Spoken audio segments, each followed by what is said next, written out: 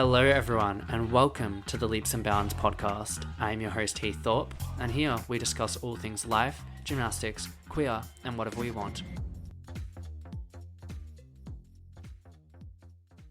Howdy, beautiful people, and welcome back to another episode of Leaps and Bounds. Thank you so much for tuning in again, and thank you so much for the support on the first two episodes. First and foremost, Happy New Year. I'm wishing you all the most incredible 2024, and I really just hope it's a year abundant of really great things for you. So, we're going to manifest that for you and also myself because guess what? It's an Olympic year, which is really wild to think about, stressful, anxiety inducing, but also really exciting. So, yeah, we're here. Paris 2024 is only, I think, like I saw 200 days away, which, oh my gosh, time is flying. But yeah, I'm excited to hopefully be competing at the Olympic Games, but if not, watching because as you guys know, I'm the biggest gym nerd and there's nothing more I love than watching some great high quality gymnastics. But this episode is going to be a little bit of an intro and wrap up of the end of last year, what happened after the first two episodes, as well as looking forward to 2024 Paris qualifications. But then also, the main topic of this is going to be building social media as a career for an athlete. I'm going to word it better in the title so you'll get what I mean. But essentially, it's probably the most frequent conversation I have with other gymnasts. So I'm like, let's make an episode about it and kind of just have a little educational package for them here. Just so it makes it a bit easier so I don't have to repeat myself every time I talk to each one of you. No, I love doing so. But, I think it's a really helpful thing to talk about and be transparent about because it's a very new space, but also a really imperative factor in athletic careers now. So, yeah, let's take it back a little bit. We had our episode with Morgan Hurd, which was just so much fun and so wonderful. I loved that, and you guys really loved it. The feedback and response was so cool. So, thank you for listening to us two ramble. But December was hectic, so it's kind of why I haven't actually posted on here. I did warn you guys it was going to be sporadic, but we're in the new year now and expect fortnightly episodes. This is a solo episode. Next one will be a guest one. And they're probably going to come out on each Wednesday, every second Wednesday. That's the plan. I'll update you guys on the Instagram if something changes, which I'm sure is bound to happen as competition season is approaching. But keep in mind now that every second Wednesday should be when an episode is released. So yeah, we're here and we're gonna do it. But December, oh my gosh. So straight after the episode with Morgan, I had COVID and it knocked me about probably for a week. And terrifying thing after that was fortunately I'm okay. I'm vaccinated. I've had it before a few times, which isn't good, but thank God for vaccinations. Um, Basically what happened was I got COVID, and then the week after I had to have a virtual selection activity. So that was virtual selection for Australian teams for mostly DTB, but also the World Cups. Spoiler alert, good news, I made DTB Pro Cool Cup, which will be held in Stuttgart in March, which I'm really excited for. It will be my first all around competition internationally in over a year. So that's going to be a really, really good opportunity to show everyone what I've been working on, all the good work we've been putting in here over in Belgium. Um, Bad news is I didn't get selected for World Cups, but kind of expected. And also at the same time, it wasn't really a focal point for myself. We didn't show a hugely upgraded floor or high bar or anything. One, because of COVID, but two, also our most realistic shot for Paris is going to be the Oceania Championships held in New Zealand in May. So DTB will be a big selection point for the Oceania team, which will be, I believe, a team of four, and they'll be going up against four New Zealanders. And essentially, what happens is whoever wins the all around on the day gets a spot to Paris. So that's going to be quite the competition, bit nerve wracking, and a lot of pressure just for one day. It's one thing I hate about gymnastics. It's just like how, small the margin of error can be. And if it's on the day that counts, then bye bye, no Olympics for you. You have to wait 4 years again. But I guess that's why we love the thrill of the sport. But yeah, there will be 4 Aussies, 4 New Zealanders. Unfortunately, Misha Kudinov is injured, who, in my opinion, was the top contender from New Zealand, if not the top contender for the spot in general. So I think the door is a little more open now, but there's still some really great gymnasts from both Australia and New Zealand. So whoever makes that team will be competing for the spot, and it's kind of going to be anyone's game. So yeah, nerve wracking, but a great opportunity. So, hoping I do well at DTB in March and then am selected for Oceania in April, May. Other than that, I have top 12 in France, specifically actually in Monaco for my first one in a few weeks, 3 weeks to be exact. I will be competing for Monaco on high bar and vault, which is really sick. My team is stacked. There's like Vinayev, Nazar, Fahad Adikin. There's a list of very high caliber athletes. So I'm keen to be on the team and do my 5-6 high bar, do triple back. Hopefully, if I can get my endurance up.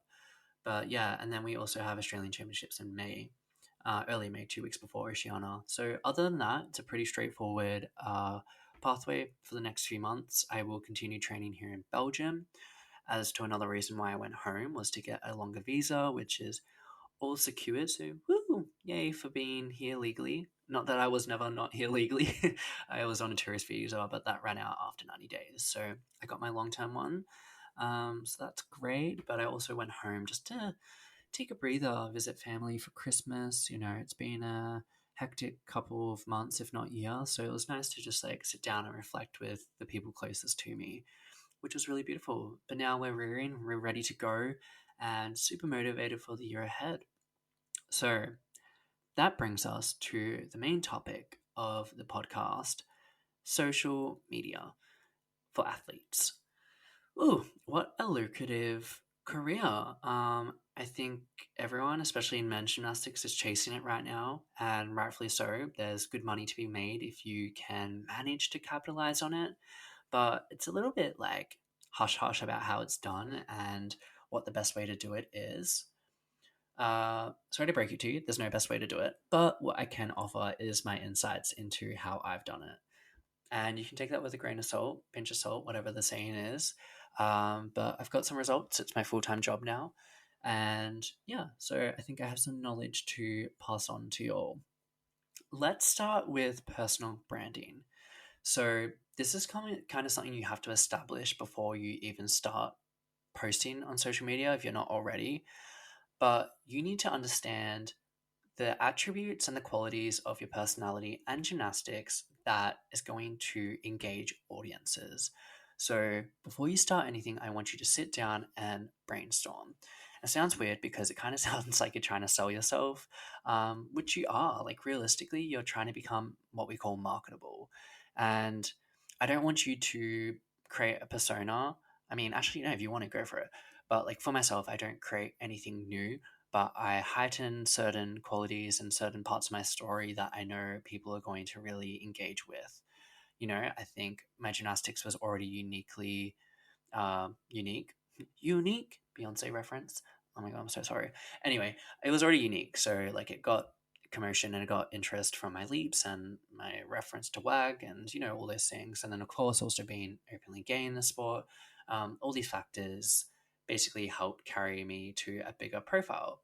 Also, pretty privilege. Pretty privilege is a real thing. I know I have that on social media, so that's helpful. Not to toot my own horn, but it's a factor. But yeah, I knew what people were going to really enjoy. And once I realized that, I started pushing those things out. And that's not that I'm not being authentic, but I'm just being quite smart and tactical with the content I put out to the world. So brainstorm, sit down, and understand what is unique to yourself, because it's an extremely oversaturated market, social media. There is so much content at our fingertips now, and you have to understand what's going to best stop people in their tracks from scrolling, look at your content, like your content, and follow you. Not an easy task, but just start with some brainstorming. Think of the kind of content you want to do. My advice is short form, so reels, TikToks, YouTube Shorts. even on X, Twitter, that's a lot of content engagement now. So as a gymnast, that's super easy. You just film yourself in the gym and you make content from it. It doesn't have to take away from your training. You can just set up a tripod and go from there. And then in post production, you can add more personality and more information to it. So, we'll get more into the content stuff, but personability, let it shine through. And another tip I'll give you with that is you have to put professionalism a little bit to the side. I know that might sound weird as an athlete, but you cannot be scared to show who you are at the cost of, kind of letting down your professionalism as an athlete, because there's no such thing. I think professionalism is bullshit. And I think people aren't going to want to listen to you just talk solely about, hey, I want to go out there and hit my routine and do this. Like, no shade, it's just not interesting to people. What they want to know is the things you're struggling with, like what your goals are, what you're pushing for, why you do it. What is your why and what is your story? Let that come through to the people looking at your content, okay? So be mindful, of course, of who your audiences are. You're going to be a role model to younger generations, so don't be silly with your content, but also put the professionalism to the side a little bit and let yourself be vulnerable online. Kind of tying in with that and a little bit, kind of the opposite. Also be mindful of your privacy and your boundaries online. So these are all things you need to do before you really like invest in your social media. But personally, I have boundaries of my own. There's probably 95% of my life, especially out of the gym, that does not go anywhere near social media. So like, I don't talk about there's a lot of things I don't talk about. I don't show who I'm dating. I don't really talk a lot about my friends just because they're like things to myself that I want to keep to myself. And I knew that was going to be really important as my profile grew, that I felt I had that sense of space, which was only accessible to my inner circle. And, it's up to you how much you want to put out there. But I think be mindful of running thin. Don't give your all to the people in the world because it's not possible and you're going to be at capacity. You're going to have this pressure to record your entire life and put everything out there. Again, things that are going to engage, put it on there, focus on that, and repeat that content. You don't need your whole life on there. So, yeah, privacy is a big part of it, and establish those boundaries before you start. Another thing that people don't really notice and understand is the following does not equal money for sponsors and brands. So this is what we're about to get into is the type of earnings on social media. Basically, there's three different ways that you can earn money, and this episode is not going to focus on ad revenue or creator funds or subscriptions. So you can search them all up because there are other great ways to earn money, but it's not what I have the knowledge in. What I make my money from is what we call brand deals and collaborations. So there's long term, there's short term. It really just depends what you're aiming for. Personally, I enjoy long term partnerships more. It takes the pressure off from being on the hunt, and sure, it's less money per deliverable, like per post, but basically, what that allows is for you to have security for a 6 or 12 month contract and know that you only have to do these posts to get this money. So that's what my main area of income is my long term partnerships. But I also do short term partnerships here and there. And they're basically the ones where a brand will reach out to me or my manager, which we'll get to management in a minute. Um, but then I work with them, I put up a post, they send me a product, and I make money from that. They've got more money per post. For example, I've gained quite a few followers recently, but when I was on like 50,000 followers on TikTok, I was earning like 2 to 3,000 USD per post per TikTok with a brand. So that's just an idea of the kind of money you can make from those.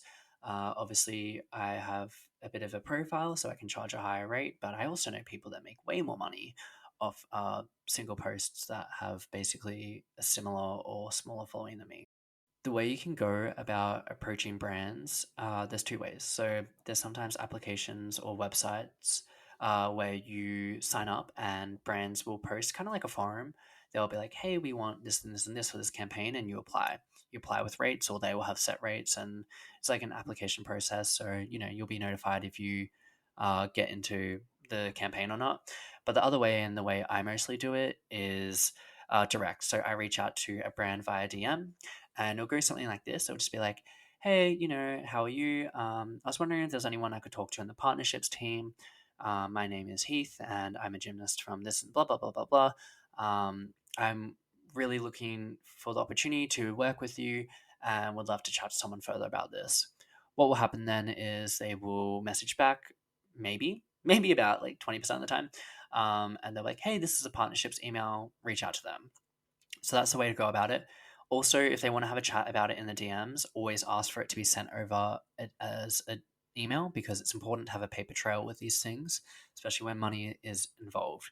So another thing with brand deals as well is I'll quickly touch on it is contra deals. So in the industry, this is where you're compensated with products for an ad. My advice is to athletes, do not do it. I spoke to some really high profile athletes at World Championships when I was there covering as a journalist, and I was like shocked to know that a lot of them weren't making money off the ads they were posting. They were just getting products, and like it's no shade to them. It's just I think a lack of understanding their value on social media and their reputation as an athlete. You should not be doing contra deals. Basically, the brands are exploiting you because it doesn't cost them close to the retail price to manufacture it, and you're giving them reach to hundreds, thousands, sometimes tens of thousands of people for free. Basically, I wouldn't do that. I think if you're going to for the first time, maybe just because it does give you a little bit of leverage to go to the next brand and be like, hey, I did a collab with this and this is the engagement and the statistics I got. So that's kind of a benefit of it, but only do it once or twice at most and then start charging because it's really not worth it.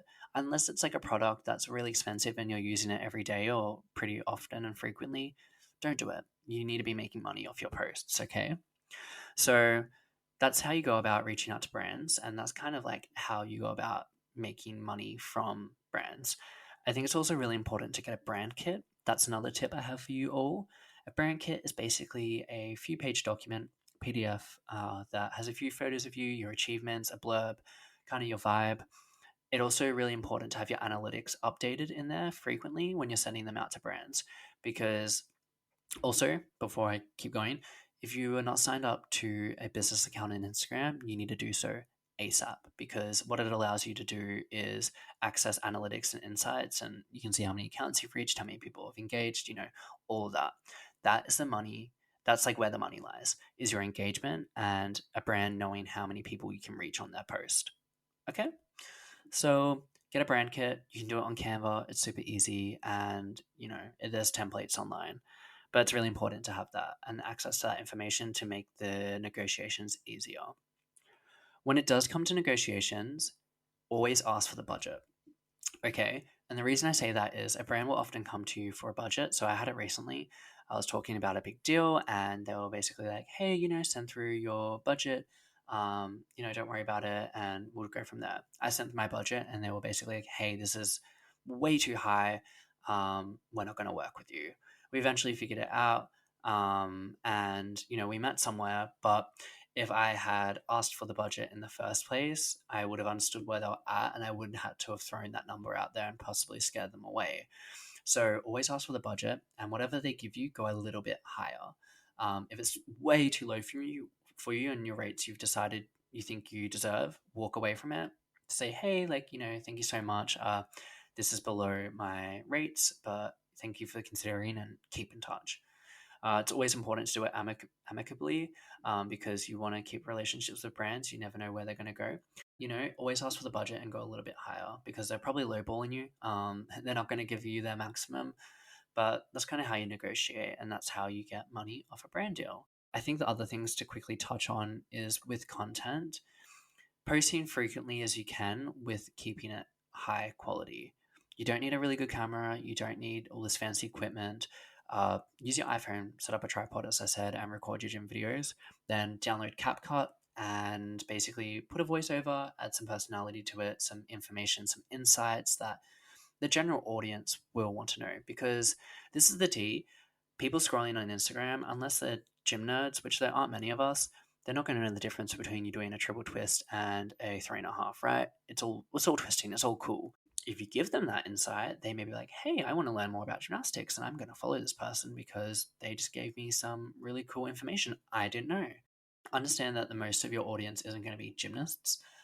or it shouldn't be gymnasts because that's not the general population. You need to expand beyond gymnastics and you need to transcend that demographic. So making information and content accessible to as many people as you can is really important. But diversify it, put it across every social media platform you can. It doesn't matter if you're recycling, you're going to hit different people. But basically, put your content on TikTok, put it on Instagram as well, put it on X, put it on YouTube Shorts, do as much as you can. Trial and error is really important. Don't freak out about basically, people judging you because, one, if they're judging you, who cares? Like, it's a reflection of themselves. But the reality is they're going to see your content and scroll down and 5 seconds later be consumed by the next person on their feed. So they're not going to think that much about you. So don't worry about embarrassing yourself. If you end up earning cash from them, cash from, engagement and consequently people watching from judging you, then jokes on them, girl.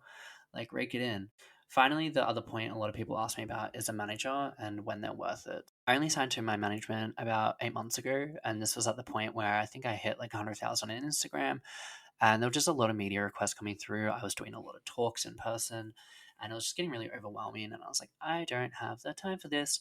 So I engaged with a agency, Born Bred Talent, super great. Shout out to them. And basically, when I'm in Australia, at least, they reach out for brand deals for little collabs, and they get me these things. They send me event invites. The really great thing about agencies is they will have contacts for companies and brands, and the brands will reach out to that agency and be like, hey, is there anyone on your books that would match this vibe in this campaign? And then they'll send it to you. So it kind of just takes out like the groundwork of searching for those things. But I don't think it's necessary until you are starting to feel like it's a bit too busy for yourself. Okay. Don't push yourself too much, but when you notice you need a little bit of help, maybe it's a good time to start reaching out to management. Note that they will take a cut. I think the industry standard in Australia is roughly like 20-25%, but it should only be for the deals that they're involved in. So any previous deals or any deals that you get yourself, they shouldn't have any money coming from it. But for example, I don't get them involved with my long term deals because when you're talking about tens of thousands of dollars over a year or so, then basically you're not wanting them to take a 20% cut because that's a big one. I think it's just kind of like a personal preference. But I think it's also really important to quickly talk about the balance you need to establish as an athlete. I think if you're listening to this and you're trying to pursue this career, it's important to remember that you're an athlete and an athlete first. I know you're probably wanting money because maybe you're not getting funding or you don't want to work as much, and that's completely valid. But just take it from my experience, there is a fine balance and it's easy to tip over the edge. So, as I said, those boundaries and those privacy is something I learned, which I wish I established earlier. One of my boundaries also is do not search your name up. I don't know if I already mentioned that in this podcast, but do not search your name up. It will only end in tears and you will just feel horrible about yourself. And realistically, you're only going to remember the bad things. So just don't worry about what people are saying about you on the internet. Also, I don't mean that negatively to anyone that listens to me. I love you all. You guys are my biggest supporters. But I'll see like one bad thing or one homophobic comment, and I'll be like, oh my God, I hate this. I want to delete my social media. And that's why I don't search up my name anymore because it's not representative of the people that are engaging with me and following my story and rooting for me. So yeah, don't search up your name, girl. You're all smart people, so I'm sure you'll figure it out. That's kind of like my little summary of social media as a career for you guys. I know it wasn't that in depth, but I hope it gives you an insight into how I make my money and how you can potentially make your money. I think the cons of this career that I can say off the top of my head is the instability and the added pressures. The added pressures definitely was one thing I wasn't ready for, and it kind of like ties in with worrying about what people say about you. But like when I got to Worlds in 2022, like going to floor and there was cameras and then that getting posted online because I knew like people knew what my floor was like. These were just like little things, and dealing with media every time you go to competitions, and it's just added pressure. And you can use that to your benefit, but it's just about managing that and how that affects you. So the added pressures is one thing, but then like the hustle and the added work, especially if you're studying or you're working on top of this, it can be really demanding. Take care of yourself with it. It can be a lot, sometimes I spend hours and hours making content a day and reaching out and emailing and meetings and all these things. Remember, social media isn't the be all end all, but it is a really great opportunity for you guys. It does provide some autonomy over finances and some ability to basically, work around your athletic career. So If you can get it done, get it done. Just do it your own way. Don't give a shit about what people say, and have fun with it. That's my final advice. I hope, yeah, this has given you some insight. If you guys have any more questions, please feel free to reach out to me, and we can go from there. Oh, also, one quick thing: traditional media. Don't sleep on it. Make sure you're doing your interviews, make sure you're doing your press, make sure you're doing your, print, like your newspapers, your magazines, because they're going to reach different groups of people that wouldn't have access to you on social media. Then they're probably going to follow your social media. That's where I've got some of my biggest following boost is from, funnily enough, like German newspapers. That was just one last thing I just realized I didn't talk about. Practice your public speaking skills. I know that can be stressful. That kind of goes back to the whole professionalism thing. Just be yourself. And yeah, okay, I'm going to stop now because or else I'm going to ramble. Next episode will include a guest. I won't spoil who it is yet, but it'll be a lot of fun and we're going to have a very good chat. Thanks again for tuning in. Love you guys very much. And I look forward to this year ahead. It's going to be a big one, but a fun one. Take care, enjoy your day, and keep being amazing. All right, bye.